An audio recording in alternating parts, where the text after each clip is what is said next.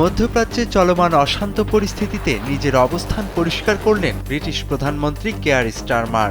উত্তপ্ত এই পরিস্থিতিতে কোনোভাবেই বড় কোনো যুদ্ধে জড়াতে চায় না যুক্তরাজ্য। সোমবার এক বিশেষ বক্তব্যে স্টারমার এই বার্তা দিয়েছেন।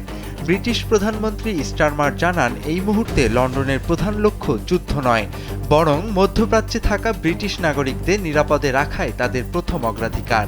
তিনি স্পষ্টভাবে জানিয়ে দিয়েছেন, ব্রিটেন পরিস্থিতির ওপর নজর রাখছে, কিন্তু সংঘাত বাড়ানোর কোনো ইচ্ছা তাদের নেই। সম্প্রতি যুক্তরাষ্ট্রের প্রেসিডেন্ট ডোনাল্ড ট্রাম্প মধ্যপ্রাচ্যের যুদ্ধে মিত্র দেশগুলোর সক্রিয় অংশগ্রহণ দাবি করেন।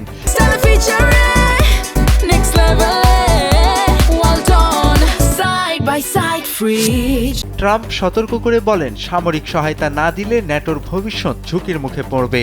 কিন্তু ট্রাম্পের এই প্রচ্ছন্ন হুমকির মুখেও নিজের অবস্থানে অনড় রয়েছেন স্টারমার।